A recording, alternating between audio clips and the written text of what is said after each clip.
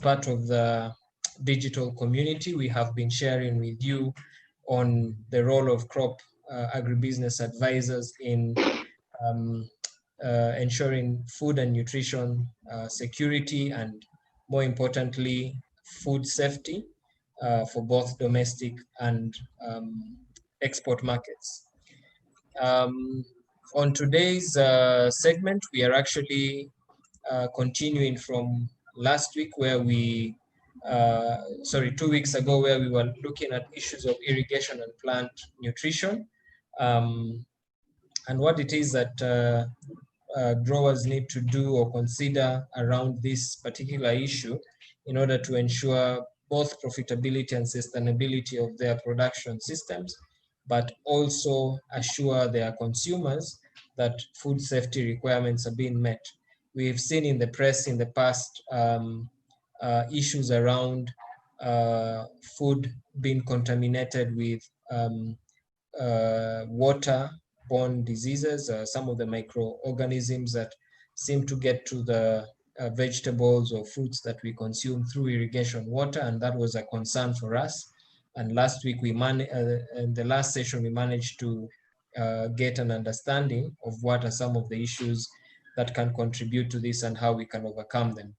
So we have a very able team with us tonight. We have our moderator, Nekesa Wafula, who is an agribusiness expert, an agricultural economist who is also well-versed in issues of value addition. We have David Ndegwa, who is a very seasoned agronomist and project manager for agricultural projects. We have Jack Wanyonyi, who is joining us for the first time. He is also a seasoned agribusiness advisor.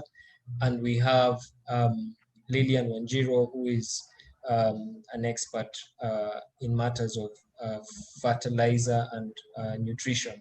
So I'm going to hand over the session to Nekesa Wafula, our moderator, and she's going to take us through tonight's class. So wherever you're from, please just drop a comment in the comments in the chat box. If you have any comments or questions, please share them with us. We'll be glad to take them and address them as we move along. So without further ado, Nekesa, please, karibu sana. Thank you so much, Ricky, and thank you for organizing this webinar, and also the efforts of Angela Limo and Lillian Budia. We thank all of you for putting in efforts to make sure that this webinar continues. We had taken a break because of the Eid festival that was there, holiday last week. So we are back, and we are delving deeper into the irrigation. We know that there's so many things that we have to discuss today. So I will introduce the panelists so that they can be able to talk a little bit more about themselves, and also later on give them an opportunity to present to us what they have for us today. Karibu, Jack, then we'll have Lillian and David. Jack.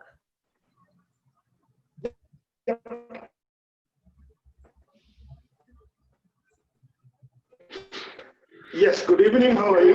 The camera is struggling projecting my pictures. I hope I can be able to present, and maybe later on you will see my face.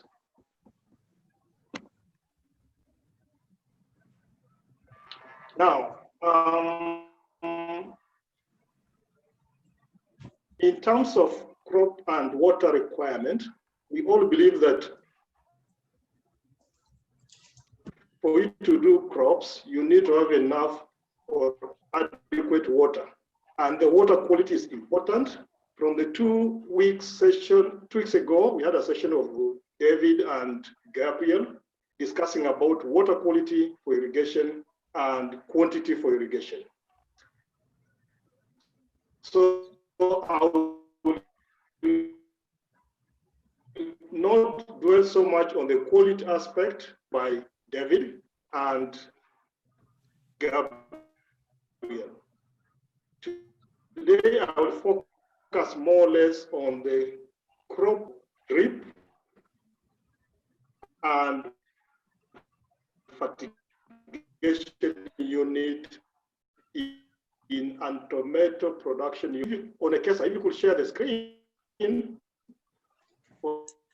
Jack, please introduce yourself. For the presentations, so we can start. Could you please introduce yourself first, and then we can go to David. Thanks, Nekesa. Yeah. Jack, could you please introduce yourself first before we go on to the presentation, so that we can also give an opportunity to the other panelists to introduce themselves before the presentation. Okay, fine. Thanks, Nekesa. Thanks, Nekesa. I've been in the horticulture industry for the last 20 years and specializing mostly in agricultural engineering and horticultural crops in particular. I've worked for companies like Homegrown or Flamingo Group in the past, and later on I've been in consultants for the last 10 years with the Dutch, especially focusing on crop improvement and productivity per meter squared. The last engagement was with Delphi. Delphi is a Dutch company that I've worked for the last 6 years as a consultant, focusing on the tomato crop for the African market. Then currently I'm running my own consultancy called AICL Agricultural Services Limited, where I'm the technical lead in terms of crop improvement, which involves seed. I cover series from seed through growing, irrigation success. I think that is my summary of who I am. Thank you so much, Jack. David, the floor is yours. Good evening, listeners and everyone who is listening to us. And my name is David Ndegwa. Mimi ni mkulima. Wacha leo nifikishe hapo. Then we'll have Lillian. Good evening, everyone. My name is Lillian Buthia. I'm a soil scientist by training. That's my profession or my expertise. And I'm currently the senior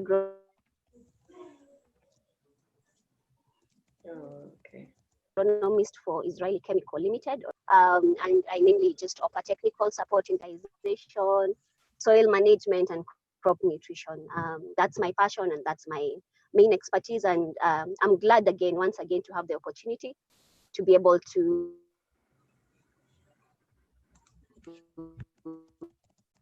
fertilization. And I'm hoping that from today's discussion, we'll be able to benefit each one of you who's attending or listening to us today. Thank you, Nekesa. Thank you so much. So we'll go straight into the presentation. We hope that we'll have a steady network. Today it seems to be a bit tough.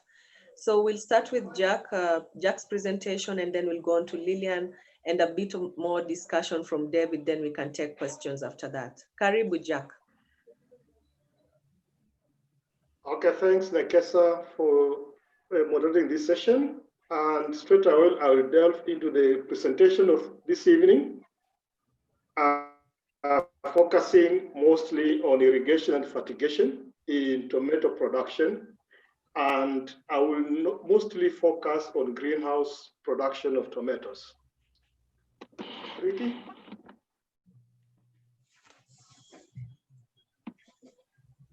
So, as I mentioned earlier, in terms of water for irrigation, we look at the quality of the water. Quality is determined by the laboratory analysis, meaning you can't say I have a quality water unless it is sampled and tested in a reputable lab. In this situation in Kenya, we have got quite a number of labs that test water, starting from universities through private laboratories, some accredited to international standards that allow us, especially for those who are in fresh produce for export, to access the European market, because our water quality will be certified as having been done by a reputable lab. So the elements we check, or the basic elements we check in our water quality, we are looking at the pH, we look at the sodium levels and iron levels. From the last discussion that David and Gabriel were moderating last time, they mentioned the issues of quality of water for irrigation. Quantity is also important. So for example, in our tomato production, we are looking at an average of about 2 liters of water per adult tomato plant in hydroponic system. And in this situation, we are looking at a crop that is growing for about 6 months. So it means you need to determine your water quantity by calculating the yield if you're using from a borehole, or if it's a river, how much you're pumping out of the river per unit time, so that you are sure that when you're doing your planting, especially like tomatoes, you're looking at about 2.5 plants per meter squared. So that means you need about 5 liters of water per day for an adult tomato plant, which is at harvesting stage.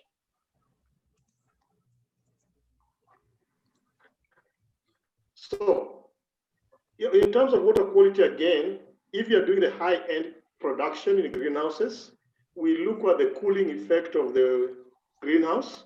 So sometimes we fog our greenhouses, or we pump out excess heat through fans, meaning we try to lower the temperature in a greenhouse. Basically, tomatoes do well within a temperature range of 15 to 23 degrees centigrade. That's the temperature that tomatoes grow very well. So if you are doing tomatoes in a greenhouse, which is high end, we normally have what we call a fan and pad, meaning the fan will fan the air, and in the process, if you have good quality water, it will be misted within the greenhouse, and the fan will be pushing the water through your pad, and the pad will cool the greenhouse. So again, the water quality can be determined in terms of you need to elevate your water in a raised platform for you to use gravity as a way of supplying the water to your greenhouse or your farm.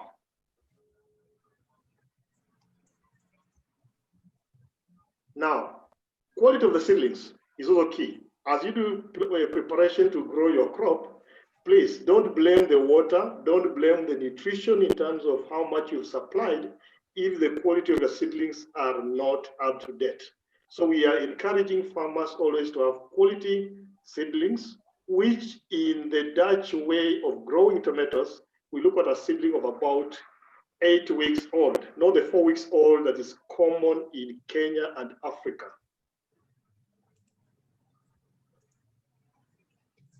Then the greenhouse preparation is key. You need to prepare your greenhouse in a way that the elevation is at an angle that the water, when you're doing irrigation using drip system, can easily flow to the end of the greenhouse without either stagnating in a certain part of the greenhouse.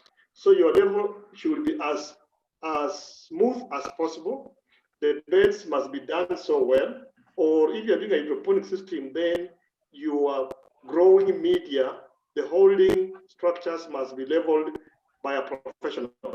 Do not focus on cost, but focus on maximum yield from your greenhouse.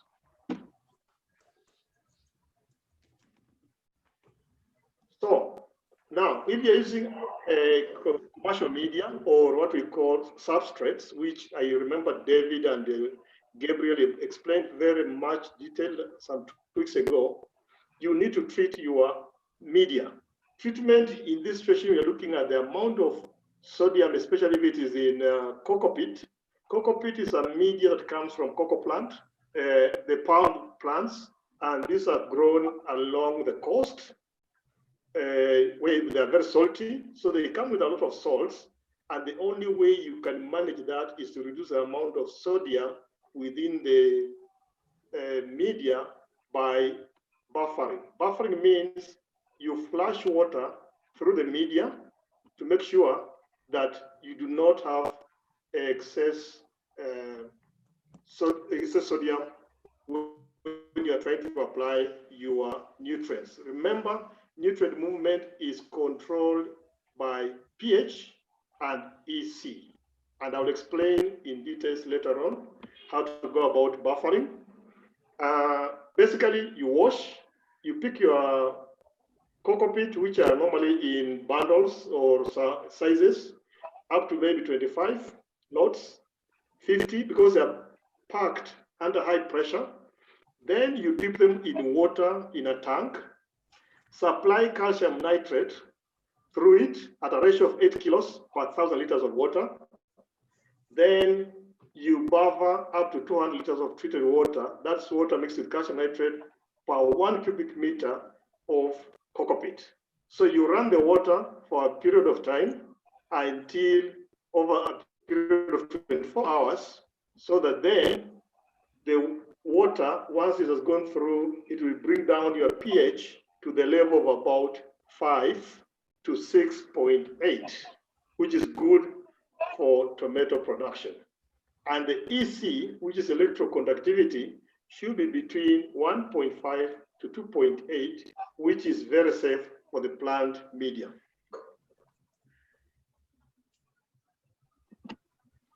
At time of transplanting, most farmers make a mistake. We do not observe hygiene. We do not observe the quality of the seedlings.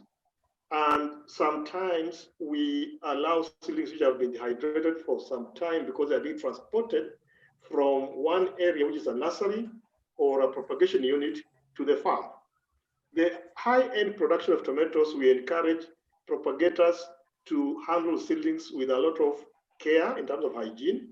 They should not transfer pathogens to the seedling when they are transferred to the farmers. Again, we discourage farmers from raising seedlings in their own backyards because of poor nursery management habits.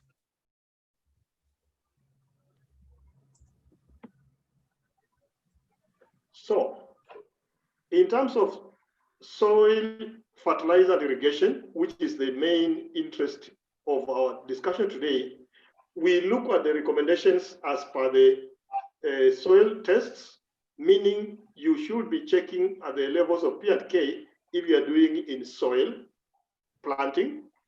That is, you are not someone doing hydroponics. If you are doing hydroponics, of course, we have got the other formulas for mixing. Again, you can apply your fertilizer early enough in the field, which we call split application, to avoid burning the seedlings at the time of transplanting. I discourage farmers from planting with fresh fertilizer at the base of the plant. If you are doing liming, you need to lime early enough to slow down the levels of either calcium within the soil or magnesium, which could be high or low. Then, of course, we've also done soil testing, meaning we know our levels of pH and calcium. So calcium, we expect you to add about 7 to 11 kgs per 90 square meters. So we have got a system for measuring that to determine that how much calcium you're applying. Calcium is very key at the time of transplanting. Of course, I know most people believe that P and K is the key areas, but at the same time, magnesium and calcium come to play a role later on in the growth of the plant. Now, for crops during the period of growth, we are looking at a fertilizer regime in terms of soil top dressing, and most farmers, they make a mistake of applying as if it is a school rule or a rule of thumb that you transplant with potassium or what we call DAP, then you come, or phosphorus, which is a DAP, then you come and apply nitrogen fertilizer maybe after 4 weeks. And then maybe after that 4 weeks, you apply another split application of another nitrogenous fertilizers. This is discouraged because at the end of the day, you do not know the exact quantities that are required. And this issue of saying you apply 2 bags of DAP at maybe planting per acre, another 2 bags at top dressing, that's a generic system. But in our training, we encourage farmers to do soil testing so that they're able to apply the correct nutrient requirement for the plant. Some labs, especially like crop nutrition labs, have got facilities that can even test the quality of your seedlings before you transplant in terms of bacterial wilt, which is a common disease of the tomato plant in Kenya. So for irrigation at the transplanting stage, we are looking at 5 slots per day of around 10 minutes, meaning this idea of farmers pouring maybe 1 liter of water or 10 liters of water in a single plant a day using hose pipes or a furrow irrigation system like David explained some time back is discouraged in this scenario because it gives the plant too much water against its water requirement. We always equate crop consumption of water to human consumption. You do not consume 2 liters of water in a single sitting. You take it in splits across 24 hours. So we encourage farmers also to do the same when it comes to irrigation of their crops.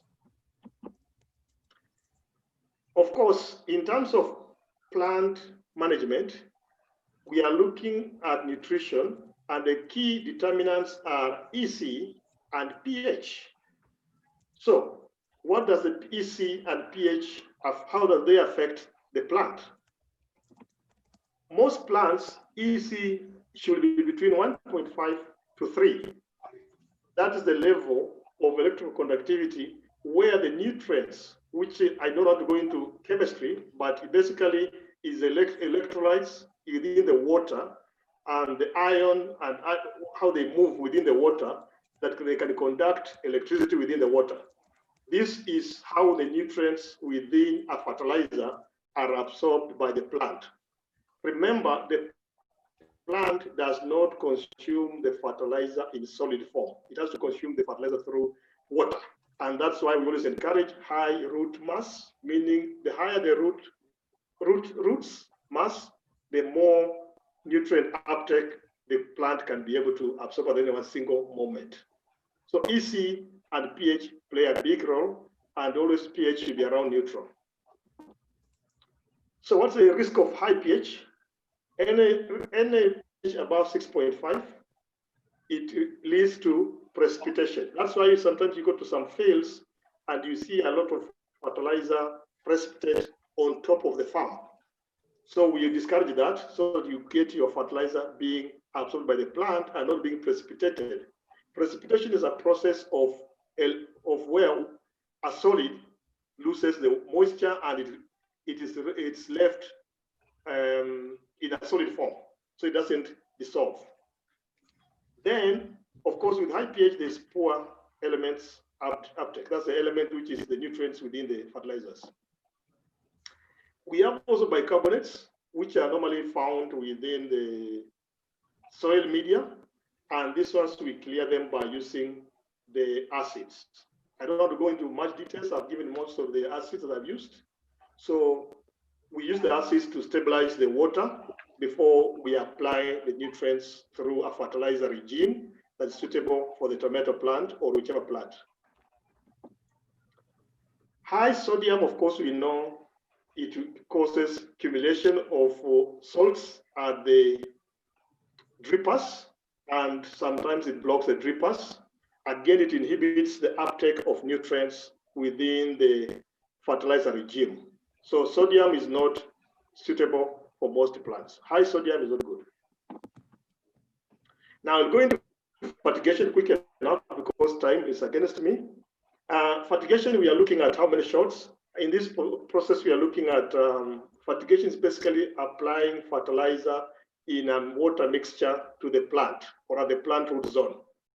And we, as I've mentioned earlier, you can't give the plant 1,000 liters maybe within 1 day. So we recommend that water is done as a split of about 10 to 30 splits in a day. That's why if you go to greenhouses that are using fertigation unit, we dose after every like 20 minutes, we dose and then we stop for about 4 minutes. Then we dose again like that the whole day. Of course, field capacity, David explained that you must apply water to a certain level without going beyond the field capacity of the soil or the media you're using. And you must also test your drain out of your drippers to avoid leaching most of your nutrients away from the plant. And we recommend a drain of about 15 to 35% of whatever nutrients you're supplying to the plant. And basically you check drain by using a dripper, which you drain into a bucket or a collection point from your drip line, and then you measure the amount of water that is coming out. So it will give you the irrigation per unit time, and also using the measuring tools, you'll be able to determine how much nutrients you're losing to drain. And we encourage most farmers to recycle their water through a reverse osmosis, whereby you can recycle the water rather than running the water away from the farm, because the water will be carrying still some nutrients. I've also given a diagrammatic representation of a fertigation unit, whereby we have tank A and tank B for mixing the fertilizers. And this is basically because you want to avoid mixing fertilizers that are not which are water soluble, but which are not compatible with each other. I remember David and Gabriel explained the fertilizers that are not compatible. Again, you can also dose with an acid to stabilize the mixture before you supply the farm. The type of drippers, they also determine how much water you get, and also the pressure in terms of supplying to the plant. You may be pumping water into a greenhouse or into your field, but your drippers may not be operating at optimal position. So you need quality drippers that can be able to release water maybe up to about 4 liters per hour. That is if you are doing the crop at the time of harvesting, or when the crop is at a fruiting stage, it requires more water. Again, we always encourage you to use pressure compensating drippers. Now, drip irrigation system, of course, I still recommend is the best against sprinkler irrigation. Reason being, drip system, you are losing less water and you're having an efficient system of delivery of the water to the root zone of the plant. While for the sprinkler system, you lose water to the atmosphere. Reason being, the water is being splashed in the air, then it drops as rain droplets, and the process, if there's wind and the humidity and the sun, most of the water will be lost through evapotranspiration, as was explained some time back by David and Gabriel. But with the drip system, you have got low evapotranspiration from the fields because water only drops at the root zone of the plant. I think in a summary, because of the time frame, that is my short presentation. Thanks for listening to me. Thank you so much, Jack. That was quite an insightful presentation. I'm sure it has really guided us, most of us who don't really understand how to measure the water, and even choosing an irrigation system or a type that we can adopt onto our farms. So we are going to give the next presenter, that is Lillian, to just take us through the fertigation, the fertilizer, the crop nutrition part when you're doing irrigation. Karibu, Lillian. Thank you. Can you hear me? Yes. Yes. Okay. Okay. Ricky, will you please share the screen? A lot of what I'm going to talk about on my presentation is an overlap with what Jack has presented. And as soon as we have the presentation on the screen, I'll go through it. Because of the overlap, I'll probably skip through a lot of the stuff, or just run through a lot of the stuff, which will allow us at least for more questions, for time for more questions. So I'm really mainly going to focus more on fertigation aspects, not the irrigation. Ricky, next slide. So Jack already talked about the differences between sprinklers and drippers, and why they push towards more of the drippers more than the sprinklers. Mainly, just go back a bit. The main reason for going more towards the drip irrigation system is because, can you go back one slide, please? Yeah. is mainly because it's more efficient and it's a better effective, you have better effectiveness in terms of distribution of nutrients. You can be able to distribute especially potassium and phosphate. With the sprinklers, you may be able to even include the nitrogen fertilizers, but with drippers, it's even more efficient, and you can use a fully soluble fertilizers and more efficient systems, both for irrigation and fertigation in terms of saving water and also use of fertilizers in a more efficient ways. Next slide.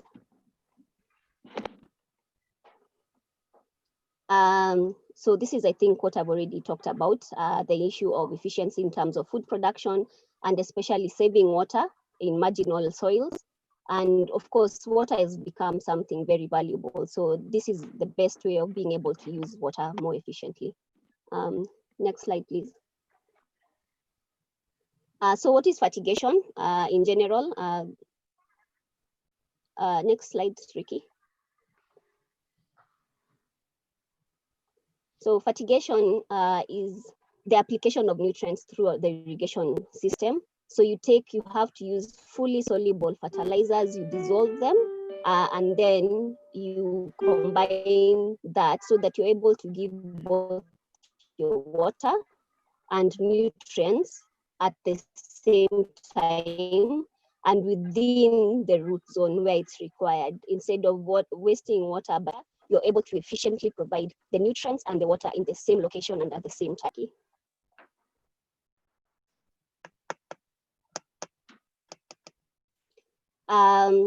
So this is more of a repetition of what I've already said.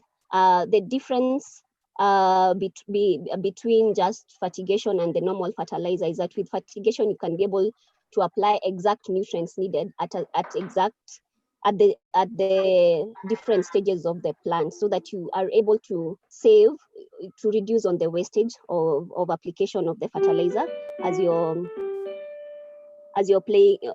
also applying your water. So you have the conventional way of applying fertilizer, which is a basal application, and then you have the fertigation, which is even more efficient. Now, you can do a combination of both. You can do with fertigation, it can allow you to do a combination of both fertigation, and you can also do balancing. I mean, you can do the basal application, and then now you come and supply a specific amount of nutrients when they are needed at a specific growth stage. But with fertigation, it's a more efficient way of providing nutrients to your crops compared to the conventional way of just fertilization. So definitely a lot of, especially our small scale farmers, have started adapting to the drip irrigation system, but unfortunately they're not taking care. They're not taking advantage of that system of drip irrigation, because they mainly use it just for irrigation, but they do not include the fertilizers into the drip system. And of course, that is because of the challenges of understanding how to do all the mixing, especially for the small scale farmers. The large scale farmers have all the skills that they need. I think one of the things that we need to address is how to teach our small scale farmer to take advantage of the drip irrigation system and using it appropriately to be able even to take advantage of the fact that they can bring in the nutrients together with the water. Let's go to the next slide.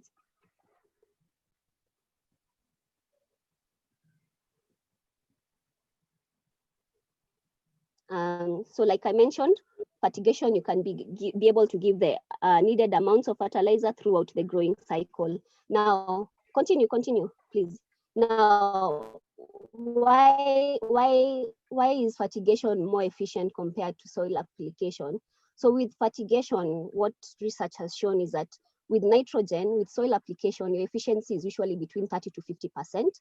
With fertigation for nitrogen, you can achieve up to 95% of efficiency. So you can see you're even saving in terms of money because you have higher efficiency with application through fertigation. With phosphorus for soil application, the efficiency is at 20%, and with phosphorus is even more tricky because one other reason why you apply phosphorus at planting and you mix it with the soil is because phosphorus does not easily go into the soil if you put it on the top of the soil. So it's better to have the phosphorus as close as possible without damaging the roots to the root system. And so fertigation is a more efficient way of applying phosphorus. And then the efficiency of potassium with the soil application is at 50%. With fertigation, you increase that to about 80%. So with fertigation, you'll be able to increase your yield and also save on the fertilizer usage. Next. So for you to be able to achieve an effective fertigation, you have to understand several things. You will have to understand your plant growth behavior, because this will allow you to know what nutrient to apply at what stage, the nutrient requirements of the crop, the soil chemistry, the fertilizer chemistry, and what Jack has already mainly talked about, water quality. So all these things have to come together for you to be able to have an effective fertigation system. Next slide. So some basic principles of fertigation. Of course, one, use only 100% water-soluble fertilizers. Always use all macro elements during fertigation, and use fertilizer in every irrigation. Add some fertilizers depending on the growth stage. And then you take care on the proportion between water and fertilizers. Next slide, please.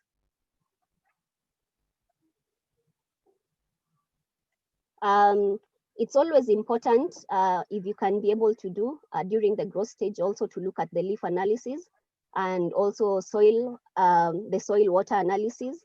That will help you to tweak to know what nutrients to add and what to change within your irrigation water or the fertigation solution. And then use the most cost-effective fertigation plan without any superstitions. A lot of people will tell you for fertigation, don't use soluble KCl because of the salts and all those things. But a lot of people, especially in Israel, my company is from Israel. I work for a company that comes from Israel. They also use the KCl even in fertigation units, even in the greenhouse. So choose the most effective fertigation plan without, so long as you know how to use it best, without those avoiding the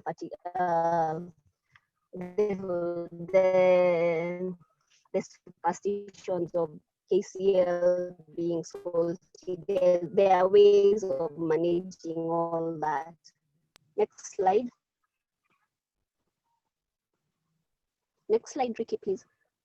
A soil analysis is very important. We talked about this before. It's very important to know what is in your soil. Jack has mentioned this. David has talked about this a lot. You need to know, like Jack mentioned, the pH and EC is very important. The CEC also is very important, and what available nutrients are there in your soil, so that you can be able to have a good fertilization program. Next. Now, the soil type is very important, especially when it comes to fertigation and drip irrigation, because that will determine the spacing between your drippers. Now, if you look at this diagram here, you can see how the water percolates down into different types of soil. For sandy soil, you can see the area where the top of you'd expect the plant roots to be is very small. So that means then you'll have to have your dripper spacing very close between. For medium soil, then the spacing will be on the medium level. And then for the heavy soils, then you can have your drippers more apart. So knowing your soil type is very important, because then that will determine your spacing for the drippers. Next, because it's very important, especially now even when it comes to nutrients, because also that spacing of the drippers will allow the efficiency when it comes to nutrients availability within the root zone. And different nutrients behave differently in the soil. So like, for example, nitrogen, calcium, sulfur, chlorine, magnesium, they are very highly mobile, so they'll percolate more faster. So for those ones, you may need to do more intervals of applying those very highly mobile nutrients. When you look at chlorine, it's very mobile. Things like potassium has a better spread. So that one you can be able to apply more at a go, because then you know it's more available over time. So also understanding your soil type is understanding how the nutrients mobility in your soil performs is very good. The other challenge, like why the efficiency of phosphorus is very, very low, is again because we said phosphorus in terms of mobility, it has very little mobility. So when it comes to even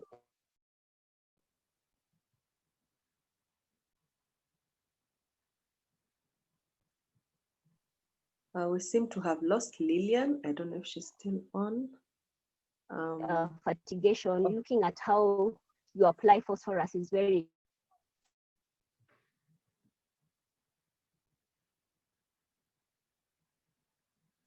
Hello? Hello? Hello? Yes, Can you hear me? Yeah, now we can hear you. Can you hear me? Yes. Okay, Yes. okay. So yeah, now you can hear me. And how the very low, so with fertigation on how you're going to apply because of this pattern. You most likely will have to apply slightly more, but apply many times just because of these issues. So smaller amounts many times, so that you can allow for time for it to go, especially around the root zone.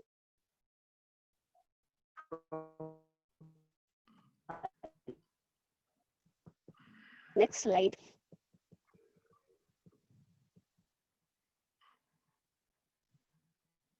Okay, water.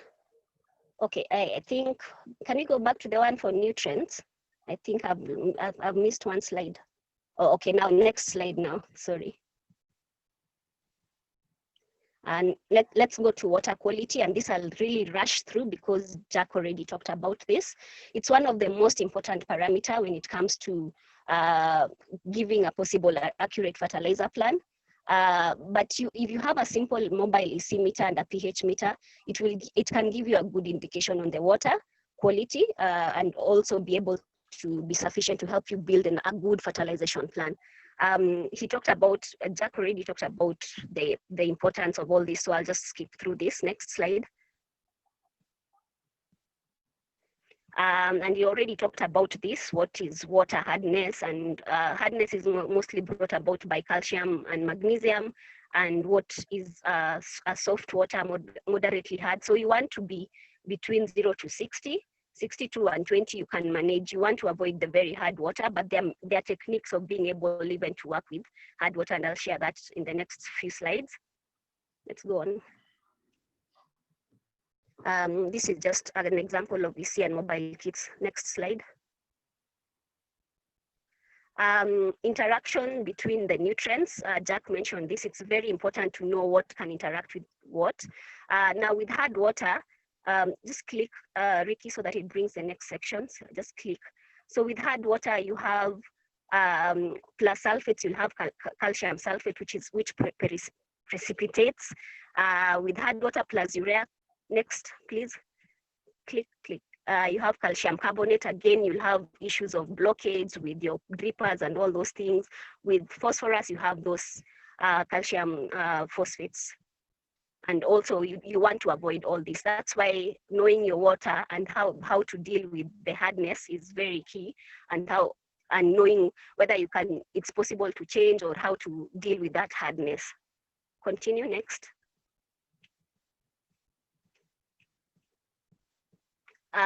So what you want to avoid in mixing is ammonium sulfate and KCl, calcium nitrate and phosphates or sulfates, magnesium sulfate and DAP or MAP. Because of all those things, it will reduce your solubility and uptake of nutrients. I won't dwell on this. I think David talked about this in the last presentation. So let's go to the next, but yeah, let's go to the next slides. The solution of your pH to allow for maximum nutrient availability. So for the soil pH, you need something between, the soil pH should be between 5.5 to 6.5. The best would be between 6 to 6.5. For the solution, again, for the solution of zoosphere, you need a slightly acidic solution, because that will allow for better uptake of nutrients. So between 5 to 6, you have maximal nutrient availability. High pH, of course, we've already talked about this. You have reduced nutrient availability on the extremes, and toxicity of some elements on the extremes on low pH.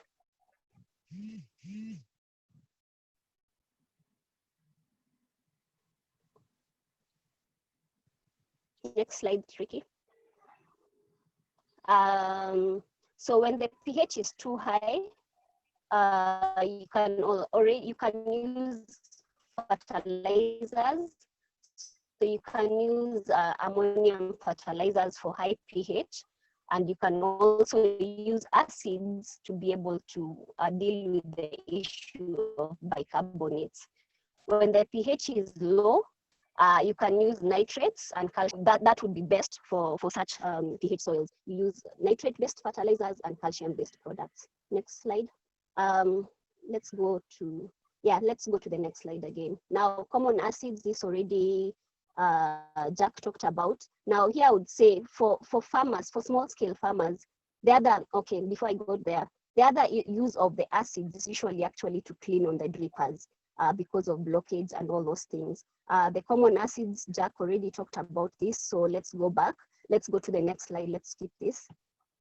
There is technologies that will be able to, that are out there, that will be able to help farmers to be able to avoid the issue, small scale farmers especially, to be able to take advantage of their drip irrigation system to add fertilizers without having to worry the issues of mixing too many tanks, and also without having the issues of worrying about compatibility and all those issues, because you have products that already have an acidifying power that will allow for both nutrients being applied all at the same time, or at maximum having only 2 tanks, and also being able to deal with the issue of blocking of the drippers, which is a big challenge, especially for small scale farmers.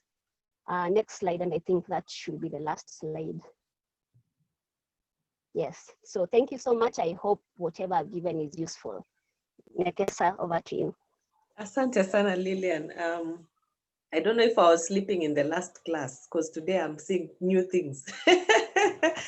Okay, so David, I'll give you the floor, just so that we can also just listen to you and from experience especially.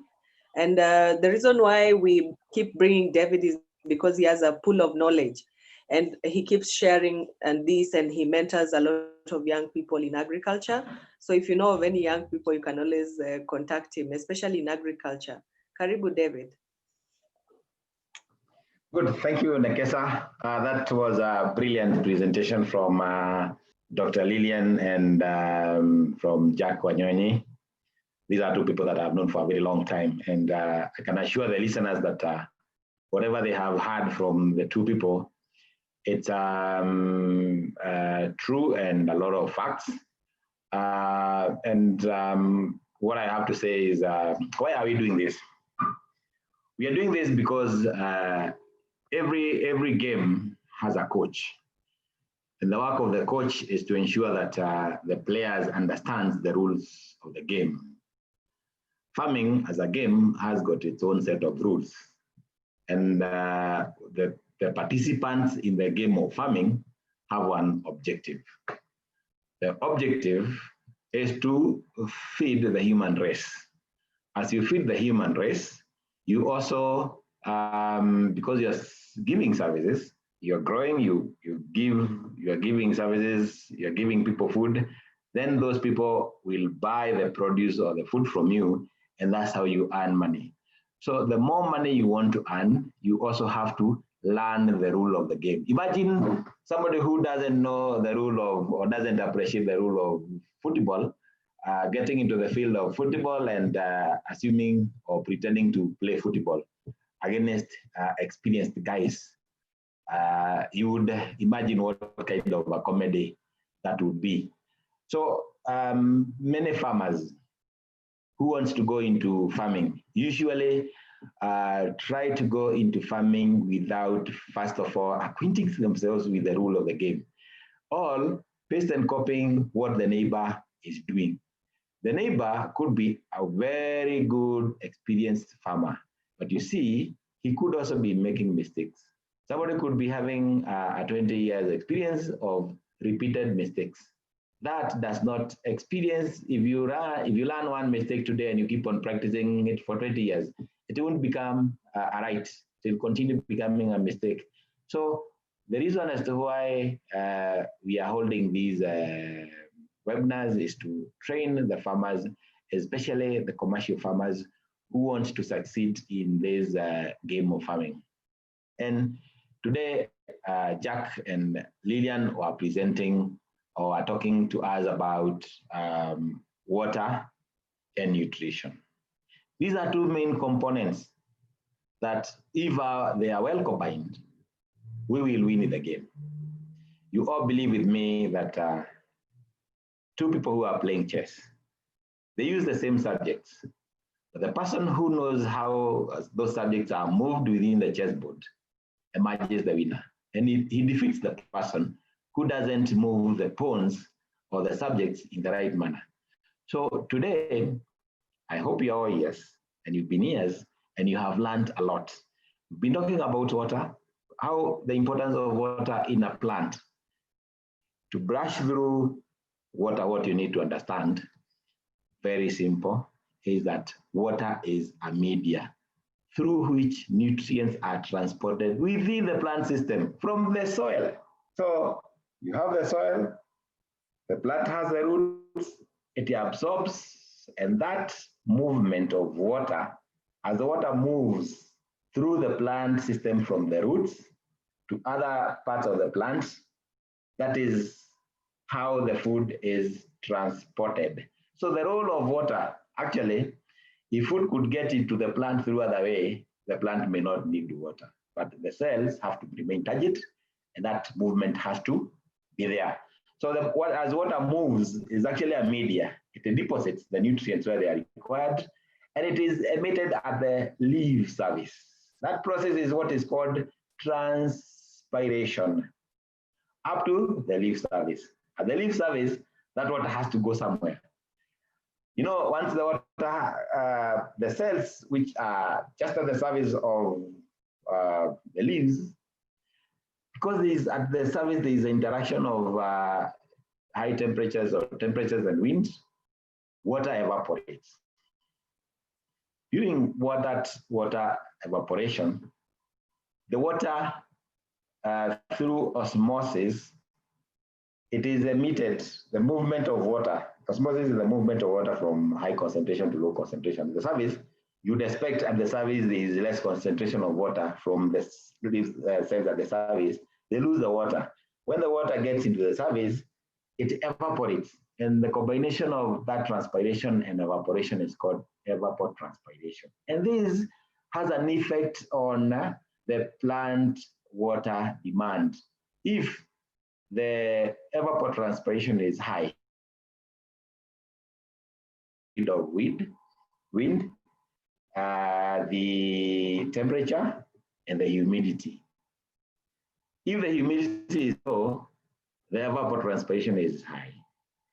When the temperatures and the speed of wind are also high, the evapotranspiration is high, and then the plant tends to lose more water, and that loss of water is actually not bad if it can be balanced with the uptake of that water from the roots.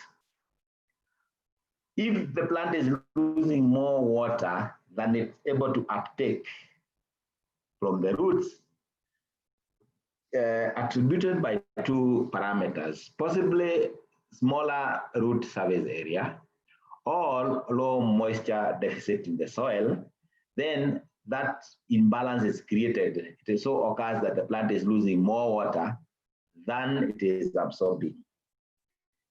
How do you get to know that the plant is losing more water than it is able to uptake from the roots?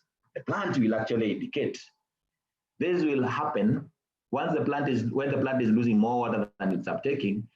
it tells you, it signals you to you. So you as a farmer, you should be able to look at the plant behavior.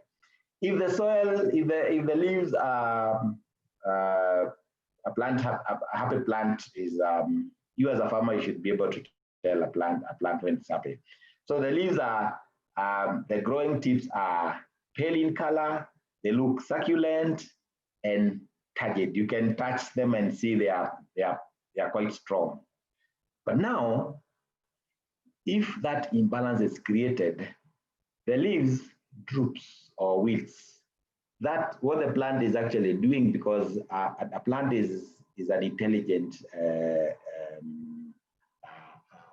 I would call it an organism. It's a plant, but it's a living thing. It has its own intelligence. So it reduces the surface area in order to avoid losing a lot of water, because it's very intelligent. It doesn't want to kill itself. It doesn't want to die. So it reduces the surface area and it wilts. That is called temporary wilting point. That point means that the plant will actually recover once the crazy situation above the leaf surface stabilizes. Once the evapotranspiration reduces and it balances with the uptake, you see that the turgidity or the leaf that the plant is recovering. When temporary wilting point recovers, but this also, if you subject it to a lot of imbalances, it goes to another step, which is called permanent wilting point. That cannot recover. So that one, you can be able to look at the plant and get to know. It tells you that I need more water. So you keep on adding using your eyes. I'm now trying to train you on how you can be able to tell that your plants actually need more water in the field. Then the other thing is that if you look, I told you that the leaves of a happy plant are lush, pale green, and succulent. Now, if the leaves, the growing tip becomes dark green, then you know that that plant is being subjected to certain water stress, and you need to correct it by adding more water. The other thing that you can do is also to check on the soil. You dig the soil, for example, for those who are doing in the field, you scoop the soil around the area, around the root zone. You know the way we handle ugali, finya namna hii. So you press that soil, you toss it up. If it goes back to your hand as a single lump, still has water and water available for the plant. And then the other thing is that water in the soil should not be more than required. Last time I explained, for the sake of those who could have forgotten, I told you about saturation point, and that's something that I called field capacity. The moment you add a drop of water into the soil has got, if you look at the soil, it is not just soil, it has air inside and water inside. Even the driest soil has water. And for you to drive out that water, you have to heat it.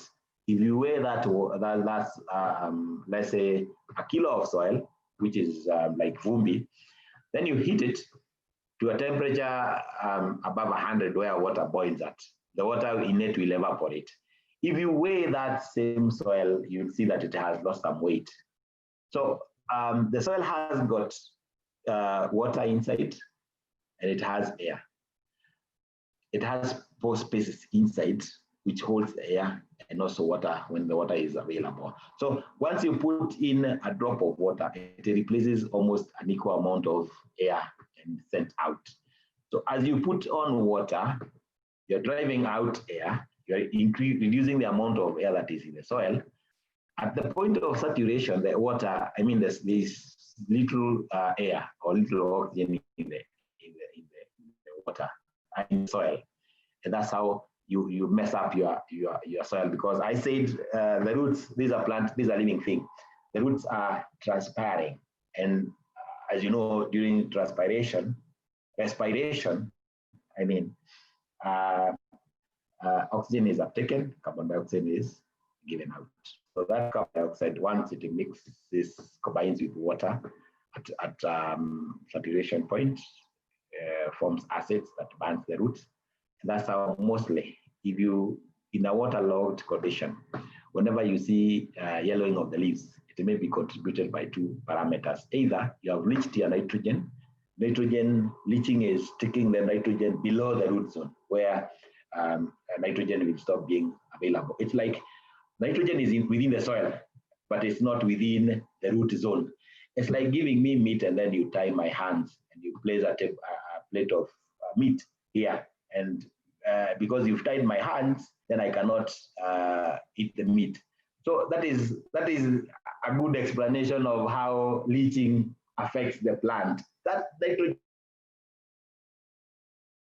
or below the root zone. Now, so these are factors that affect water and how you can get to know when to add water. Nutrition. To provide food. So there's something that Jack called production per unit per meter squared or per unit area. If we can forget about other things, and as commercial farmers, we start now getting or striving to get maximum yield per meter squared. Forget the number of acres that you have. Think about that 1 meter squared and talk to yourself and see, ask yourself, how am I going to farm in my 1 meter squared? Then multiply that 1 meter squared with the size of the farm. I'm telling you, you will become a very rich farmer, because each and every meter of your land will start giving you optimum. I'm not saying maximum. There's a difference between, when it comes to agricultural economics, and I can see, I guess, smiling because she's an expert in this field. There's a difference between optimization of production and maximization. You can maximize and don't put money in the pocket. Optimization is where you maximize and put money in the pocket. So we're talking about optimum. We want to optimize our production per meter squared. How do you optimize? Now that you have learned about water, which carries the nutrients, you also need to understand, and this has been covered very well by Jack and Lillian. So these nutrients have to go into the plant, and each plant has got its own nutritional requirement depending on what is it grown for. We know about the major nutrients, NPK.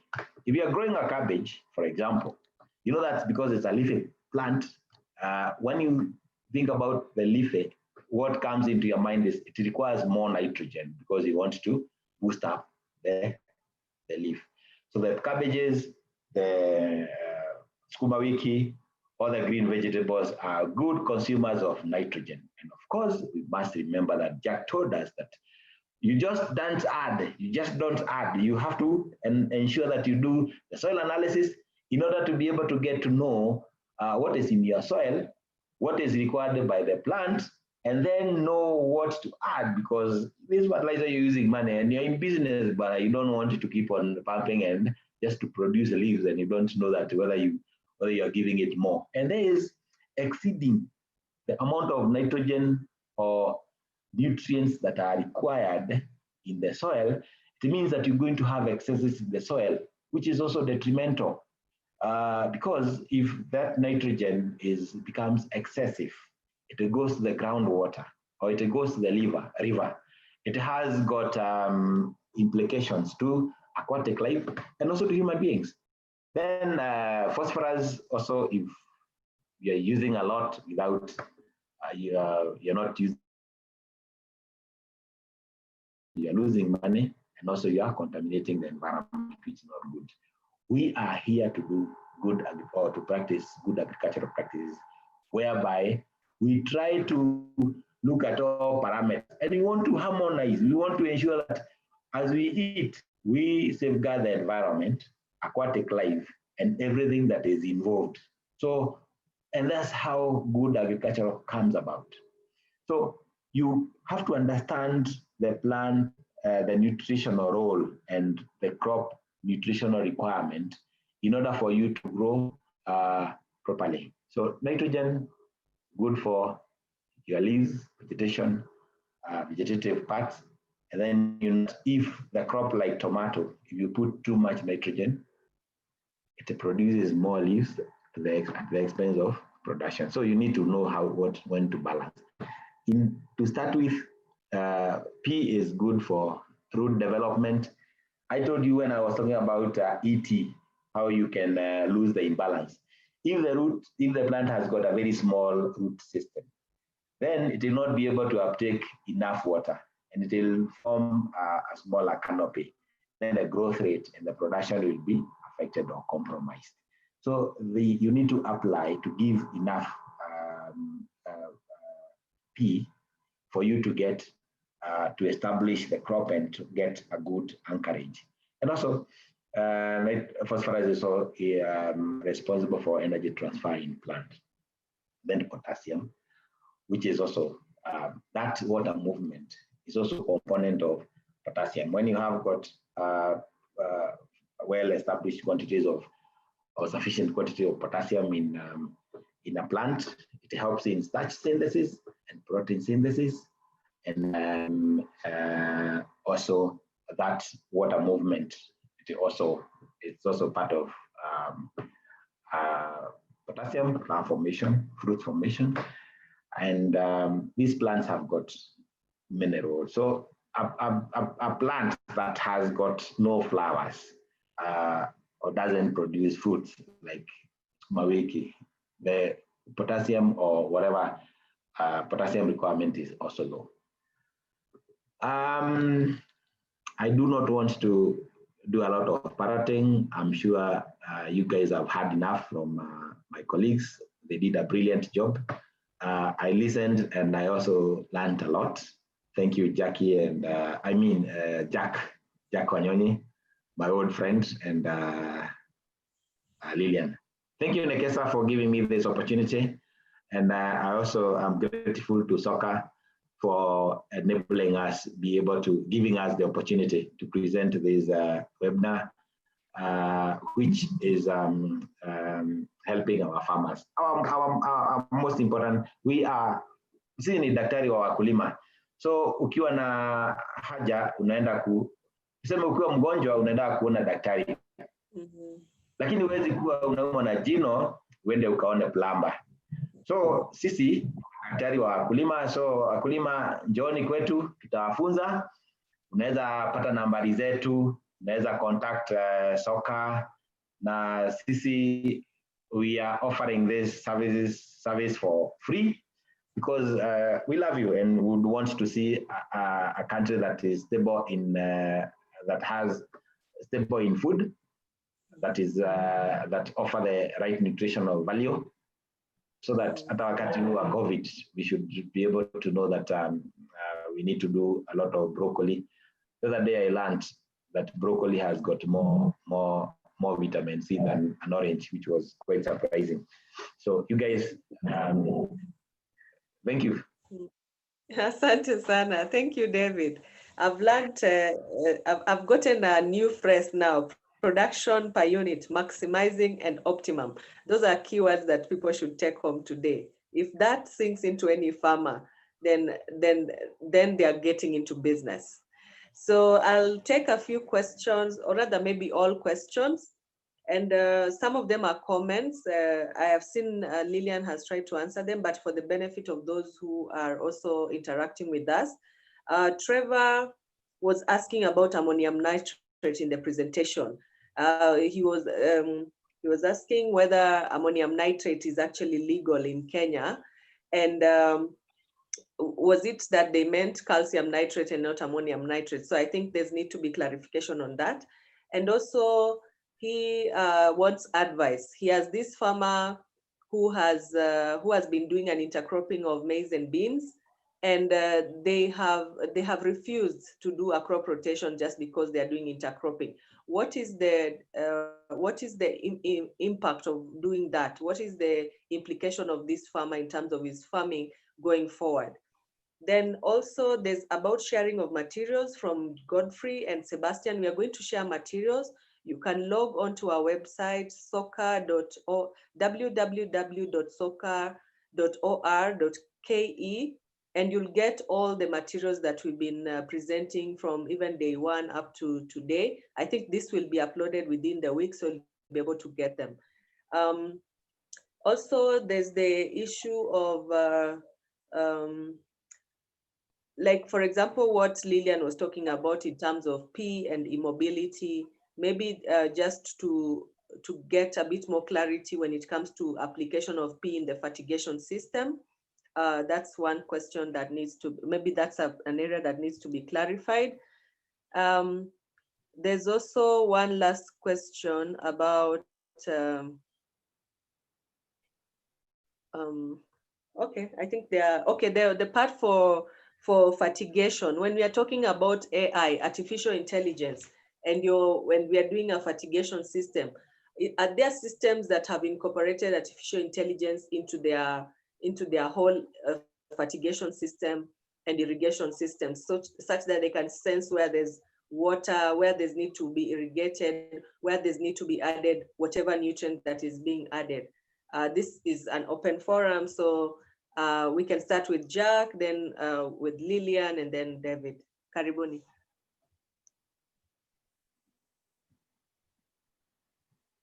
Jack, are you with us still? You can take some of the questions, especially on the artificial intelligence. When we are talking about artificial intelligence and irrigation and fertigation.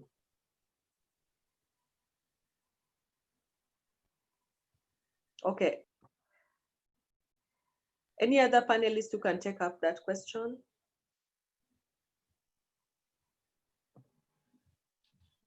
Hello, you said artificial intelligence. Yes, like the way we are moving towards agriculture right now, there's a lot of smart farming.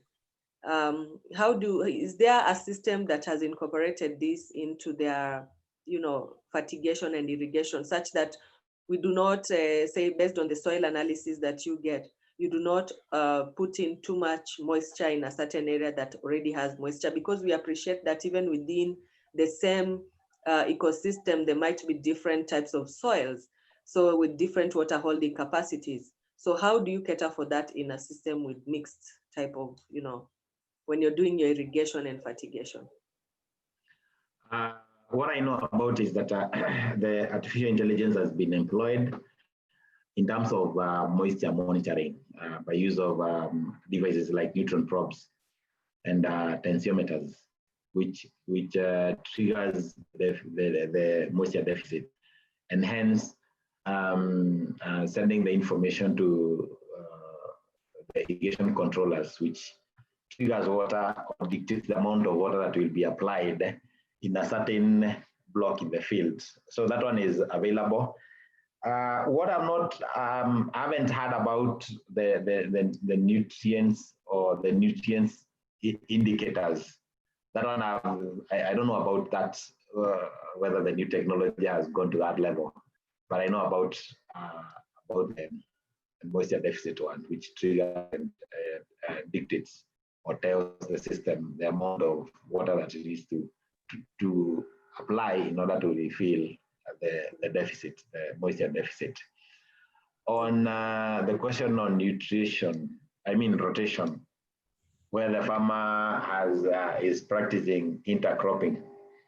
This one is a tricky one, although let's say mostly the crops that I've seen people intercropping are majorly maize and beans. Mm-hmm. That one, I think I can say at the back of my mind, the maize and the beans offers a symbiotic relationship whereby the beans, through the rhizobium bacteria, provides nitrogen to the maize, although this one doesn't happen when the growing is, the the growing is in progress, because once you uproot the beans, it's and because I know you know quite a lot about this. After uprooting, that's the time the residual nitrogen becomes available, but not when the crop is growing. When it's growing, I think it's too mean to share the nitrogen. It uses that nitrogen for its use. But once you uproot, then the residual nitrogen becomes available. So in this parameter, intercropping is good and bad in some instances, because if you use the right conventional, if I say the conventional spacing of maize of 25 centimeters by 75, where you have 21,000 plants in an acre, and then you come in, will be acting as weeds to your maize. Then it will affect your maize production. Although you'll have a crop of beans, it could be possibly a compensation for what you are losing. So at the end of the day, you're not gaining anything. Although you're getting a good mixture of beans, maize and beans, but basically you are not gaining anything, because the beans are acting as weeds. You weeded, you've removed other weeds, but the beans are also hindering the maize production. So I think, for me, I wouldn't advocate. I'm not an advocate for intercropping. If you are going to intercrop, you have to change the spacing. But if you use conventional spacing and then you come in as another crop, then it will be serving the same purpose with usual. It will be injurious to your main crop. So you have to decide if you want to intercrop, you have to change the spacing. If you're intercropping, you cannot say that now, if you are intercropping maize and beans, the next season you go and do maize and beans again. You have to change to another crop, because crop rotation comes with its own advantage. The most one is the management of your soil. Remember, there's no come a time when you'll be able to switch your soils. Say this soil is now becoming is now full of pests and diseases. I'm going to chuck it away and replace it with another lot of salt. That one doesn't happen. So soil is what you have, and that is what you live with. So you have to you have to manage it well. You don't have an option. So you can do without.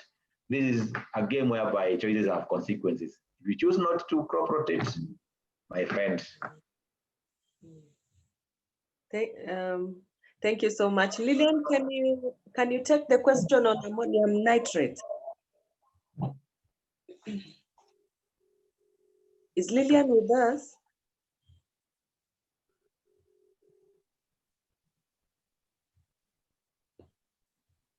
Okay, we seem to have lost Lillian. Maybe Jack, if you can speak.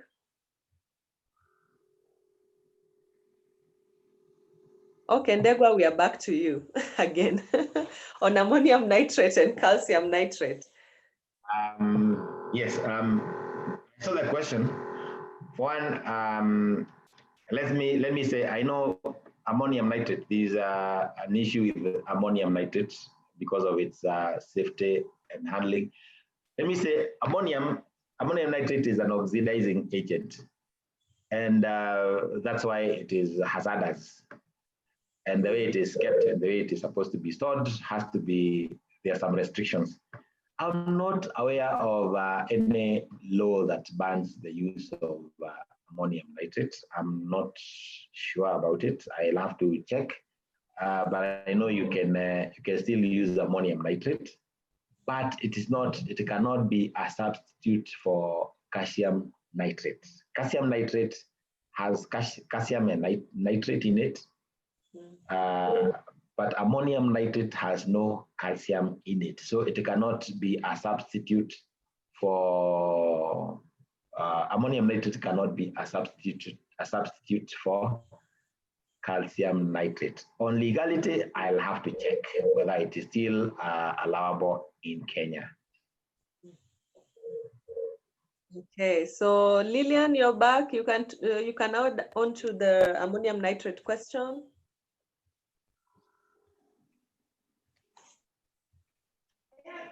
The question was about yeah.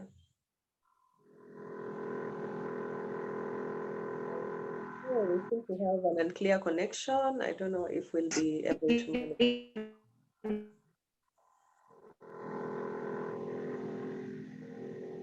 I think, Lillian, your connection is not very good. Maybe we can just.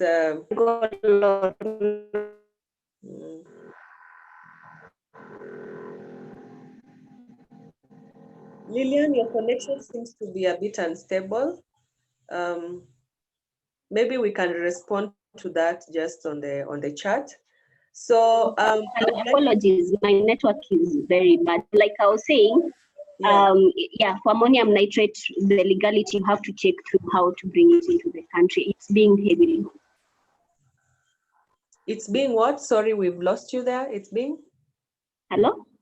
Hello, yeah, you're talking about the legality of ammonium nitrate in the country. Hello, can you guys hear me? Yes, yes. Hello? Hello? Yes, we can hear you. Lillian, we can hear you.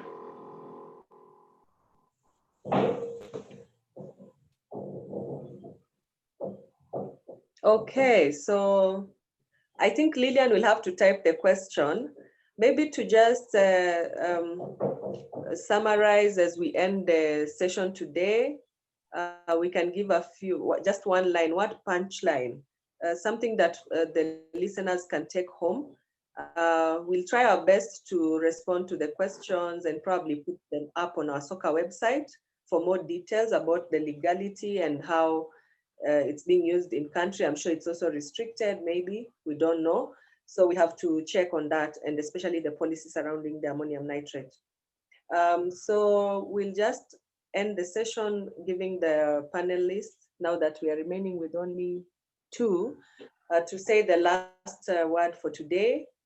Yes, David.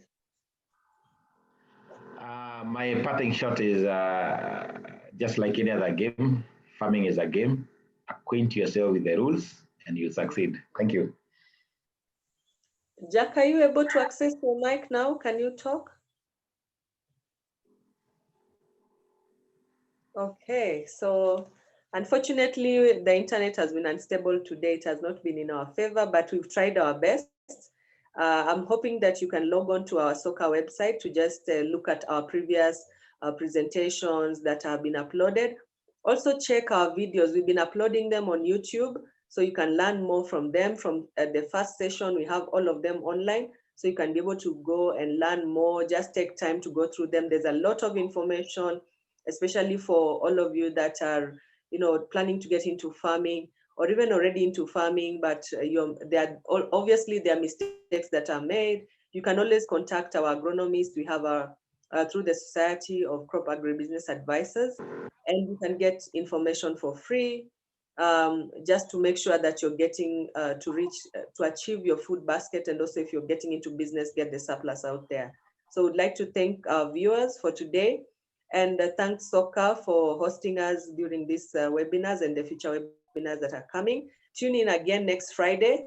We are going to have a very interesting topic. Now we are moving on to handling post-harvest management. So this is a very sensitive topic, because we are going to talk about the aflatoxin, what the food losses that we're actually experiencing through storage and handling. So tune in and learn more, learn from the experts. We're going to have a very good panel of experts. So tune in next week, and thank you for joining us today.